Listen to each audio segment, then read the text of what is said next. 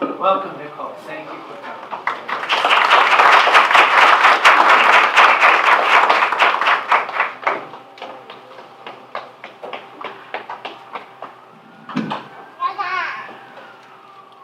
In the name of the Father, and the Son, and the Holy Spirit. Thank you so much for having me this evening. So I'm the kind of person who, when I show up to dinner parties, and once the conversation is, people are talking about all the safe topics like the weather and hockey. I live in Canada. What else do Canadians talk about? They talk about the color of socks our Prime Minister Justin Trudeau is wearing that day. And I'm sitting there and I'm trying to figure out how to get in the conversation, kind of an introvert, thinking to myself, and I'll say something like, so on average, how often would you say you think about your death? And there's always a connection in my mind, but it always gets lost by the time it comes out of my mouth. So I'd like to think I'm a good conversationalist, but the reality is that I have a very strong streak of social awkwardness and a kind of stubbornness to always talk about the really difficult things, like blindside people with difficult questions, which is terrible for my social life, but it comes in really handy for events like this where I'm giving a talk, because supposedly a good talk starts with a hook, where you say something that gets your audience's attention, or maybe you make them laugh a little bit, like I hopefully just did. But if I didn't, I always have a backup hook. And my backup hook tonight is a quotation from Thomas Merton, who was a 20th century Catholic monastic and theologian and writer. And I want to start with a quote from him. As I said, I like to put the difficult things right away, so the quote is rather long. It's going to extend across several slides here. And I'm going to read a long extended passage from his work, Thoughts in Solitude. And you'll see some of the highlights on the slide, but we're just going to sit back a bit and listen to what he says. He's going to walk us through the history of the desert, what the desert is from a spiritual perspective, what the desert has been to the people of God over time. And he's going to leave us in an uncomfortable place. He's going to leave us in an uncomfortable place. And I'm hoping that we can learn to sit in that uncomfortable place a bit together. And hopefully by the end of my talk, we'll come back to a place of hope and meaning. So, without further ado, segue to my second hook. Thomas Merton wrote, "The Desert Fathers believed that the wilderness had been created as supremely valuable in the eyes of God precisely because it had no value to men. The wasteland was the land that could never be wasted by men because it offered them nothing. There was nothing to attract them. There was nothing to exploit. The desert was the region in which the chosen people had wandered for 30 years, cared for by God alone. They could have reached the promised land in a few months if they had traveled directly to it. God's plan was that they should learn to love him in the wilderness, and that they should always look back upon the time in the desert as the idyllic time of their life with him alone." It's okay. Thomas Merton. So basically, so far, he's saying the desert historically has had this kind of idyllic significance among the people of God. It's a place where you can only survive with God's providence.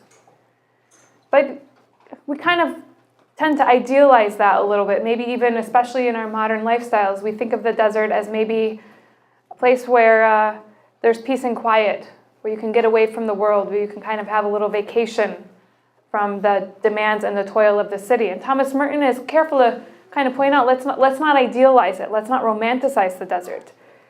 Because as he goes on, this idyllic vision of the desert as a place where we survive with God's providence, that's just the theory.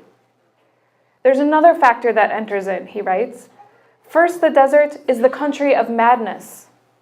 Second, it's the refuge of the devil. If you just remember Christ's temptation in the wilderness, who did he meet there? He met the devil. Thirst drives men mad, and the devil himself is mad with a kind of thirst for his own lost excellence. Lost because he immured himself, he put himself behind a wall, and closed out everything else. So the man who wanders into the desert to be himself, to become himself, must take care that he does not go mad and become the servant of the one who dwells there in a sterile paradise of emptiness and rage.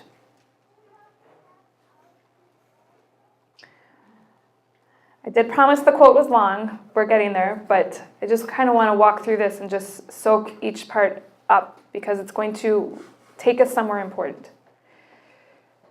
So far what we've got is the desert. There's kind of two sides historically. It's this idyllic place where we meet God.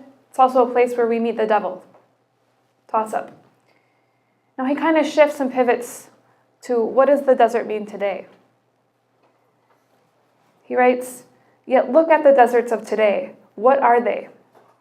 They're the birthplace of a new and terrible creation, the testing ground of the power by which man seeks to uncreate what God has blessed." Remember that, well, maybe you don't remember this, but Thomas Merton died in 1968. So he's writing against the backdrop of the start of the Cold War. What did they do in the deserts? They tested atomic bombs. Today, in the century of man's greatest technological achievement, the wilderness at last comes into its own. Man no longer needs God, and he can live in the desert on his own resources. He can build there his fantastic protected cities of withdrawal and experience and vice.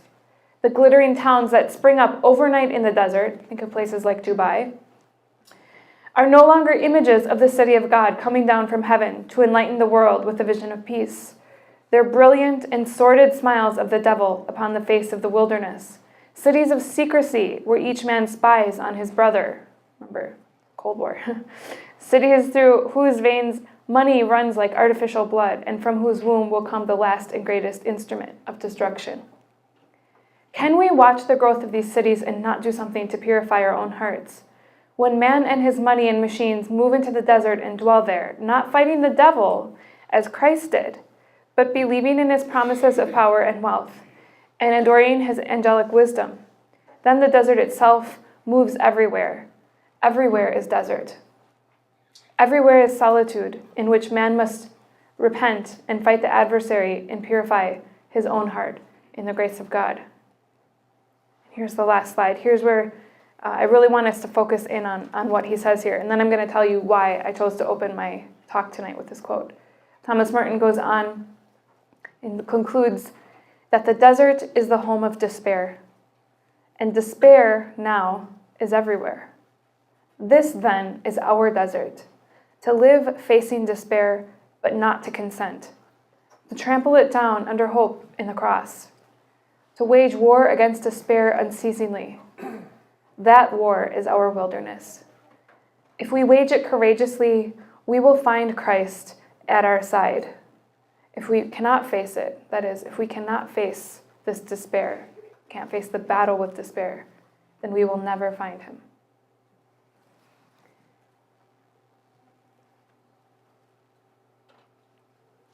Why did I start with this quote, aside from the fact that I'm socially awkward and just like to throw things at people?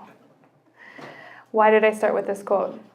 I started with this quote because regardless of where we live, whether we live in Toronto, like me, Bethesda, Maryland, or anywhere else in the world, spiritually we live in a desert. Deserts are wastelands, not idyllic paradises. You know, especially those of us, which is probably all of you in this room, when we live in urban areas, there's a kind of pace of life and a kind of loudness and hustle and energy that sort of comes with life, whether we like it or not, when we live in a city. And in the Orthodox Church, when we hear about people like the Desert Fathers, when we hear about desert monastics, we can start to think to ourselves, gosh, if I could only live in the desert, I would be holy too. If I could just get away from the city, if I could get away from this pace of life, then maybe I could actually get down to business and live for Christ.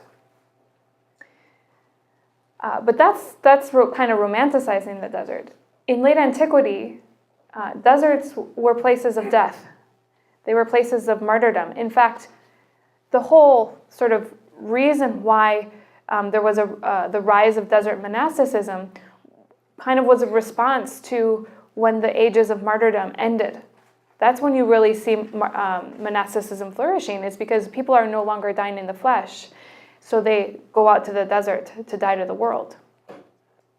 Today, deserts, metaphorically, like the metaphorical desert in which we all live and which is everywhere, as we read with Merton. Today, the desert is a place of despair. We kind of live in this wasteland of despair. That is our world. What is the goal in this wasteland? The goal, and I'm borrowing again from the words of Merton, is to live facing despair.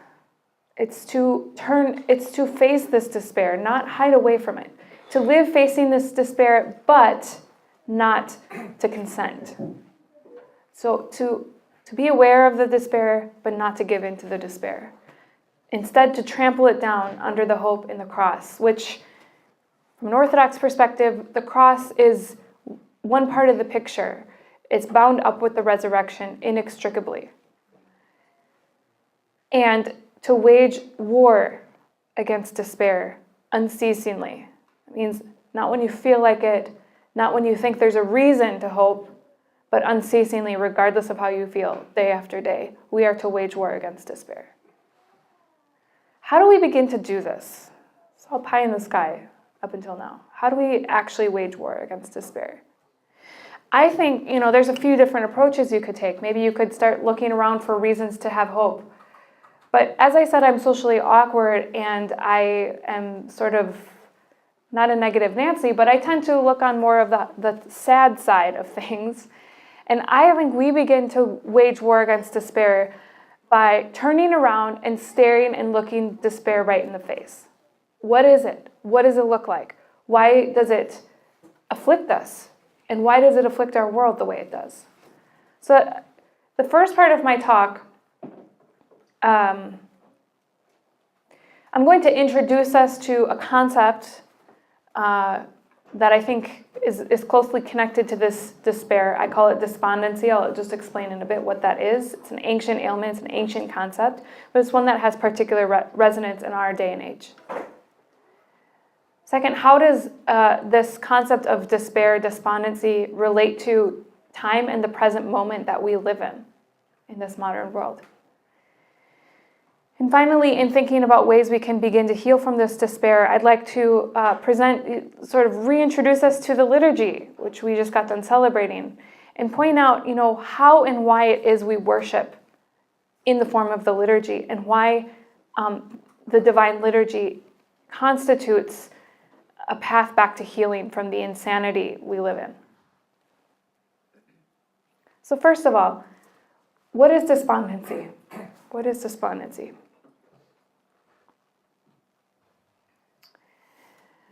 As I said, despondency is an ancient ailment. It was first written about by a desert monk named Evagrius Ponticus. Who's heard of Evagrius before?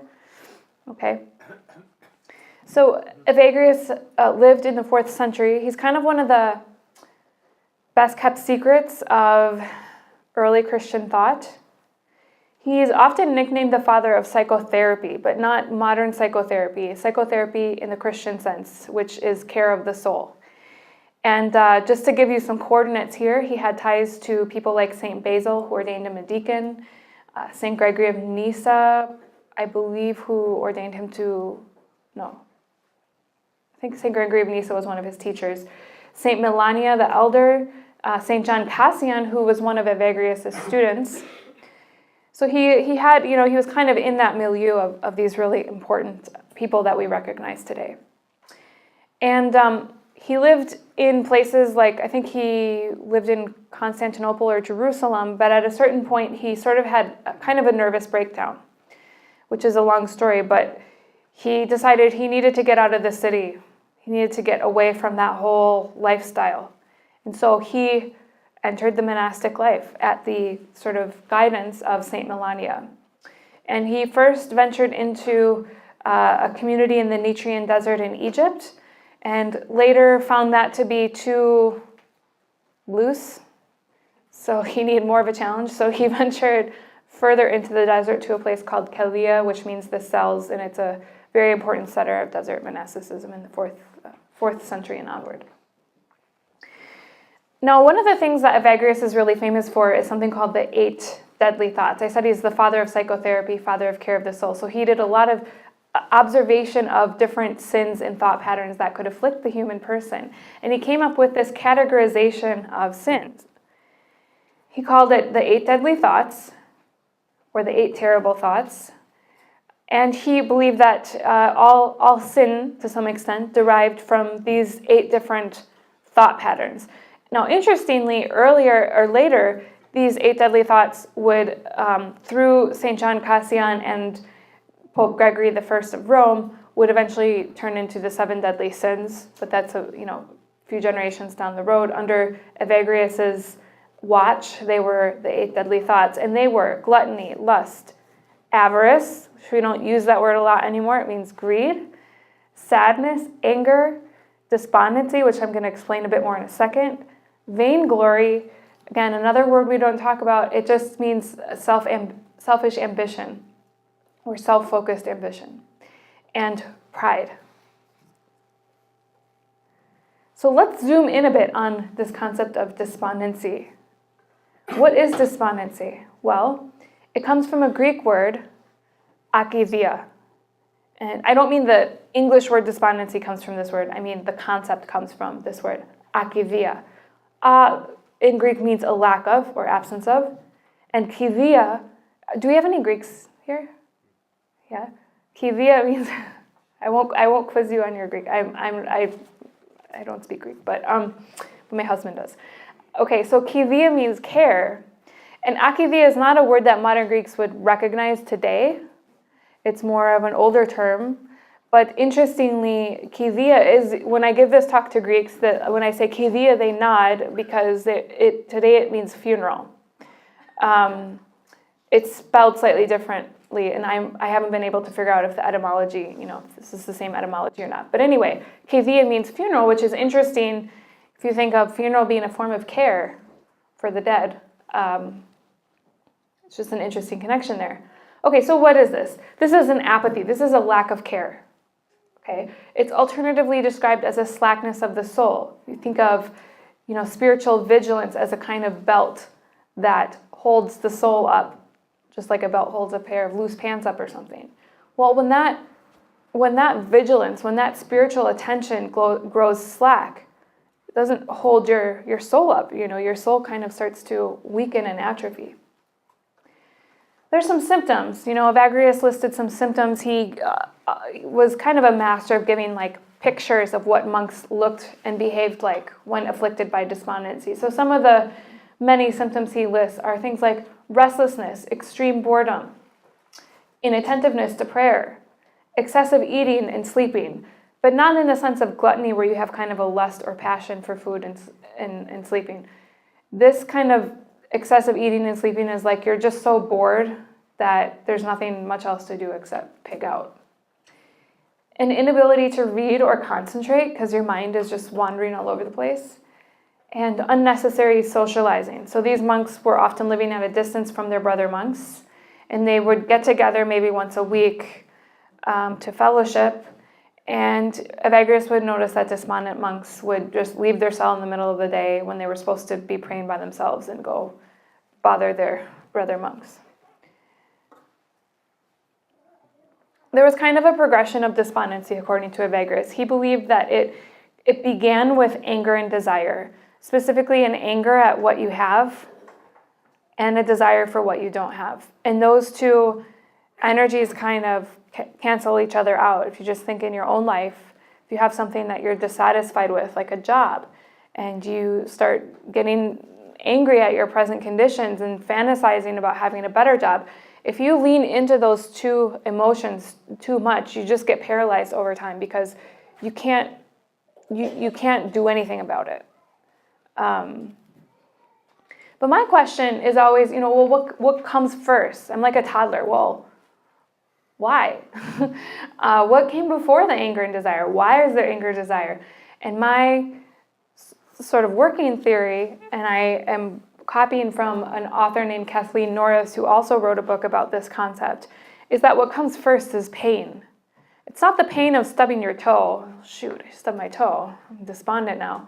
Although that can happen. But it's more like the existential pain. The pain of being alive in a world where your time is limited.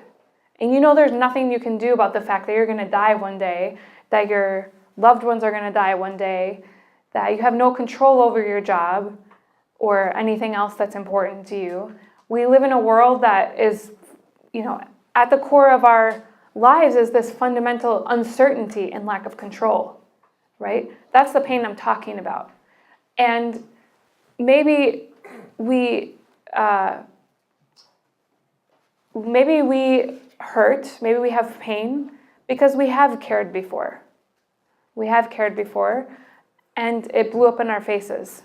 So we kind of have this wound that we're trying to avoid. I have a little flowchart here. You're not going to be able to read the writing because it's too small, so I'll walk you through it. At the top of this flowchart here, we have pain, and that's why I'm saying it kind of comes first. And as I put it in my book, we cease caring once the act of caring wounds us or becomes too heavy a burden to bear. So from that kernel of pain sprout anger and or desire. To cover up our pain, we may escape into anger or desire.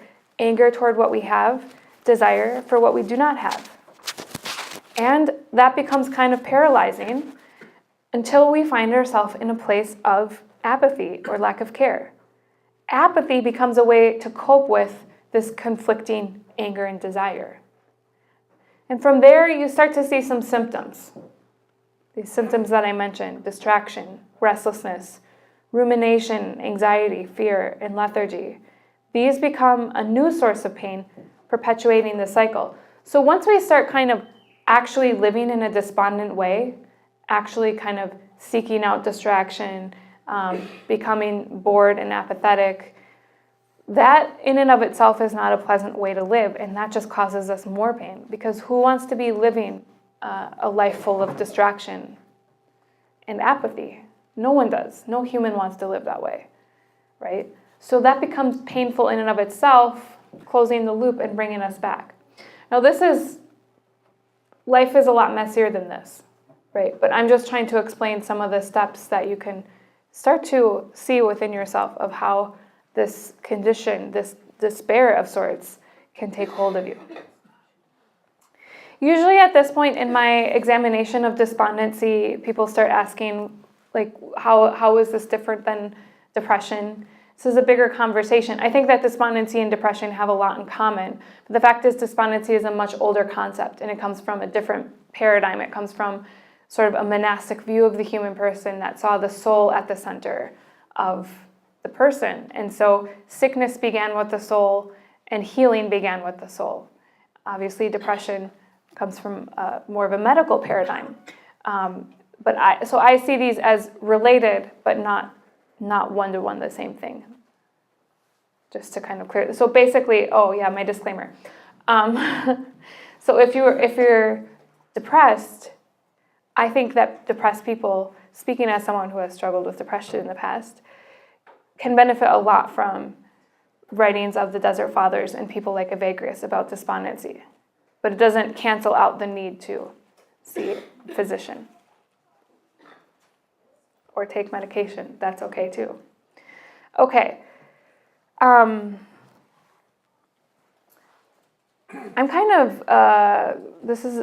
sort of short on time a little bit, which is ironic just because I just got to the time part of my talk. And this is a bit of a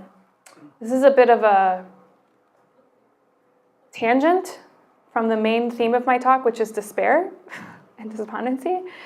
So I'm going to leave this tangent off for now, and if I have time at the end, we can come back to it, or if there's questions at the end, we'll come back to the connection between despondency and time. But to sum up, basically, I see despondency as an antagonism or the temptation to flee from the present moment. The present moment is what we have, and that's what we get angry at. When you think of Evagrius saying we get angry at what we have, well, all we have really is the present moment. And when you start to get angry at that and flee from that, that's when despondency can start to set in.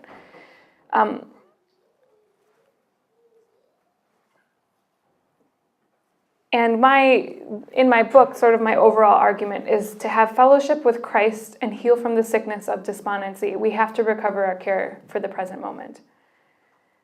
And as I see it, our liturgical and ascetical tradition grants us sort of stepping stones back to the present moment. But the difficulty is that before we can engage in these really practical things like saying the Jesus prayer, for example, or giving thanks to God, we kind of first have to recover a baseline desire or intention to start caring about Christ and the present moment He's given us, whatever it looks like.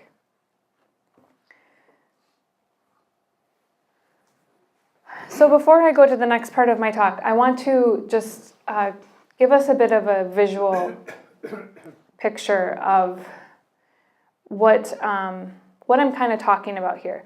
So I started the talk with a quote about the desert and how everywhere that we live right now is a desert. We kind of live in this wasteland of despair. That, in many ways, not to be too negative or too pessimistic, I think that is really as a society or as a culture, that is our present moment, is this despair. Whether you're looking at political polarity, whether you're looking at, social issues or the refugee crisis or the opioid crisis or whatever. We're in a very precarious place as a world and as a culture. And if you're like me, you turn on the news or you're just going about your life and engaging with people and meeting people, there's so much sorrow in the world right now. And you kind of have one or two possible responses.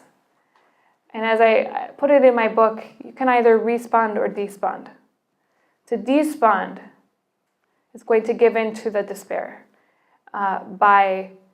not so much by wallowing, but by turning your back on it and ignoring it and sticking your head in the sand and living your life on Facebook or finding some other way to distract yourself or numb yourself from what's going on and just kind of live in a pie in the sky world and never really turn towards Christ in the midst of the sorrow and the despair. That's desponding, this apathy that I'm talking about, of despondency. The other, harder response is to respond to this moment we find ourselves in. To respond is to turn towards Christ, it's to turn towards Christ, but where is Christ found? He's found in and among us. He's found in our reality. Okay? He is found where there is suffering. So to respond really is to turn towards suffering. And I have here an icon of Christ in the Garden of Gethsemane. And at the top, Christ is praying to the Father. He's praying for the cup to be removed from him, but nevertheless, if it's thy will, which is it's also Christ's will, to not have the cup removed from him. On the bottom, who do we have? Disciples. And what are they doing? They're sleeping. Now, I used to read this story and think, well, it's late. Well, of course they're sleeping. Let them sleep. It's late. They need their strength for the next day, which is going to be a really hard day. But, that's the despondent in me. But Christ had asked them to stay awake. Christ had asked them to keep watch with him. Christ had asked them to stay the night and pray with him. And they couldn't do it. They had, several chances, and every time they fall asleep. And I think that that's a picture for us. This is a picture of our present moment. Whether it's your present moment with your kids, whether it's the present moment we're all in collectively as a society, and as Christians living in a society, we are called to pray. We're not called to sleep or despond. But you know what? This is really hard. it's really hard because we know what's coming, and we know what's coming is the cross, right?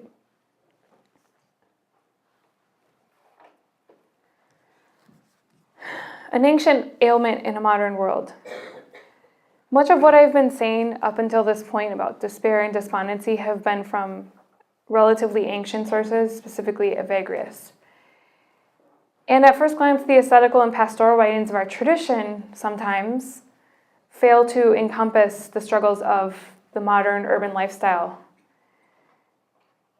So what are the unique challenges of despondency in today's world, and what can we sort of do to heal from it? Despondency in a modern age. Sometimes I feel like I've sort of been cheated. I've sort of lost the historical lottery. I watch a lot of BBC period dramas. Also, I did my PhD in history. So you can imagine I'm very much attached to past societies. And I have literally asked God, why didn't you allow me to be born at Downton Abbey? It would have, what a life. And, you know, the churches were beautiful back then, and you know, people just did what they were supposed to do. Everyone knew what they were supposed to do back then. Details. Well, today our lives and communities are characterized by distance, isolation, inequality, busyness, and quote-unquote necessary but meaningless toil, right? Carpool lanes or lines at school. All these things that somehow we need like that have to be a part of our life in order to have a job, to get up in the morning so that we can go to work and make more money so that we can continue the whole process the next day. You know, this is not how humans were supposed to live, but it's how we have to live, apparently. And that can really foster a sense of despair. And again, out of that, we then tend to turn to forms of escapism or polarity, all these avoidance patterns, and distraction with things like digital devices and things like that. And all of these become coping mechanisms to deal with life in the city, life in the wilderness of the city. I've already gone through that we have two choices to kind of avoid or stop caring, which is to despond, or to respond by starting to face this situation for what it is and start caring again and re-engaging. But the question is, again, how? And I want to, if you read my book, there's a lot of suggestions. Chapter 7 is the longest chapter in the book, and it's just full of practical suggestion after practical suggestion of how to begin to care again and how to begin to have hope again. But I want to focus on something I didn't talk about in my book, because maybe there's people here who did read my book, and I want you to get your money's worth, even though I don't think you had to pay to come here. So what I want to talk about as one way we can begin to care and sort of reinvest ourselves in the life of Christ is the liturgy.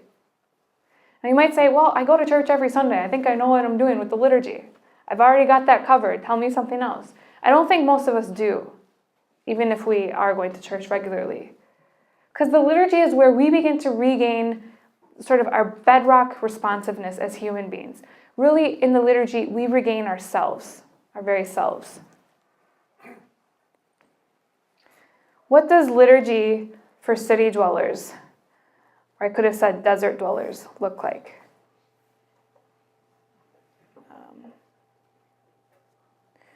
Let's take a look at sort of how the liturgy has been celebrated historically. From its earliest times, Christian worship was a gathering of all into one place. Here I have a reference to Acts 2:1, which reads, when the day of Pentecost came, they were all together in one place. So all of the followers of Christ gathered together at Pentecost. And that's kind of a microcosm of what we do every Sunday or every time we come together for liturgy in the church. We gather out of our respective corners of this area and come together. So we come together and we journey towards a focused goal, which is the kingdom of heaven. In the liturgy, then, we begin to recover ourselves in our true way of being. What I see the liturgy doing, what it really does is it halts the spread of entropy in our life. If you know the law of entropy, well, the second law of thermodynamics, I think, don't quote me on that, but if it says that entropy will always be easier than order, to distill that. So what that means is when you drop an egg, it will always be easier for that egg to open up and splatter everywhere than it will to gather that egg up back into one whole egg. What the liturgy does is the opposite. It's like the law of liturgy would be that you can gather that egg up. We can gather ourselves out of the disorder of our lives. It reorders our thoughts, attitude, and even our physical behavior and points them to the image of Christ. And we do this not just for our own sake personally, and maybe the sense of benefit we derive from it. We do this redemptively for the sake of the whole world. We do this on behalf of the whole disordered condition that all of us live in, Christian or not. Liturgy is not an escape from the despair of the desert. It's a slow, painstaking, and marvelous transformation of the desert itself. And I want to kind of sort of give you a picture of something that I experienced. Some people might not know this, but after Christianity was legalized in the early 4th century, and you had these urban centers of Christianity, the liturgy was celebrated in a stational way. Who has heard of a stational liturgy before? Okay. Not too many people, but basically a stational liturgy was where, so when you have a divine liturgy, the first part of the liturgy up until the little entrance, when the priest says, bless, Master, the entrance of thy saints, that whole part, so that consists of 3 antiphons interspersed with litanies, was not celebrated in the church building itself. You actually started from a different place. And you would, let's say if it were an urban area, maybe with multiple churches in a small locale, you would start the liturgy, and during the litanies, during the the antiphons, you would process to a next location, like the outside of another parish. And then you would pray the next litany. And then after that litany, you would chant the antiphon and walk to the next station, which might be the next church. Pray the litany. And you would do this until you finally get to the liturgy or the church where the liturgy is being celebrated, and you're at the point in the liturgy that's the little entrance. And this thing that the priest says, bless, Master, the entrance of thy saints, is when you enter the church. Okay? So, interestingly, I've gotten to experience a stational liturgy in downtown Toronto. My priest, Father Jeffrey Reddy, got our bishop's permission last fall to celebrate a stational liturgy sort of on behalf of the start of our school year. We're at a mission parish and we meet on the campus of the University of Toronto. And so we did that. We marched all around campus. And I should say in Constantinople, one of the places they would stop would be the Forum. And this was not an ecclesiastical location. This was a secular location where political matters would be discussed, or issues would be, legal issues would be dealt with or disputed. And so they would even pray these litanies there. So in our stational liturgy, we marched all around our campus, and we did this. And I have to say, I just want to share a bit of sort of my experience, because it really changed my perception of what the liturgy even is. When we first did that, it was very jarring, because you're chanting and you're singing and a bus is driving past, like right next to you. This is downtown Toronto. A plane is flying over. A cyclist goes past, and you're like, wait, no, this isn't, no, we're supposed to be separate. This is supposed to be like our sacred time. And it's getting loud and noisy and dirty, and this isn't how the liturgy is supposed to be. But you keep going and you realize, no, this is the whole point. This is the whole point. We are gathering the world and bringing the world into church with us. And as you process, you pray. And then you process, and then you pray. And then you process, and you pray. And I thought, this is an icon of how our lives are supposed to be. We move through the world, we stop and pray. We move through the world, we stop and pray. And all of this is our pilgrimage to the church every Sunday, but in a wider sense, our whole life is this kind of pilgrimage back to the church. And two responses that we sort of got from passersby. There was one point when we were praying a litany, and of course, priest's investments, there's a few altar servers, we have the banners, we have the cross, and we're praying the litany, and we're on a sort of walking trail on campus. And all of a sudden, this cyclist comes and has no idea what's going on, and he just rides through, rides between the priest and the altar servers, and he's just looking around, what the heck?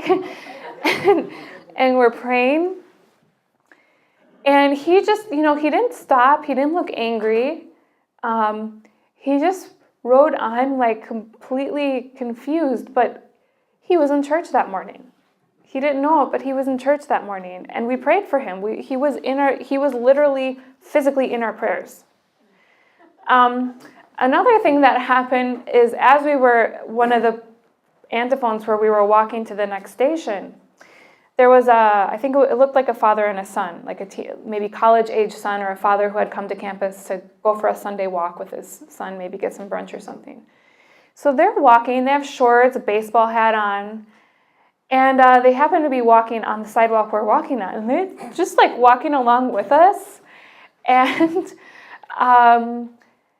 I think that was the second antiphon. They stayed with us until the Eucharist. They went into church with us, and they sat right behind me, and I could hear them, what is this? Are we in a church? Where are we? Well, I'm not even hungry anyways. We might as well just stay for a little while. 25 minutes later, what? Is this still the same service?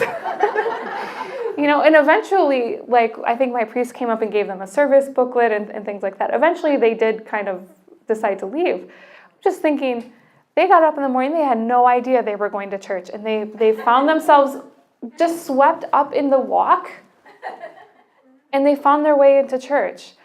And I realized that every liturgy is stational.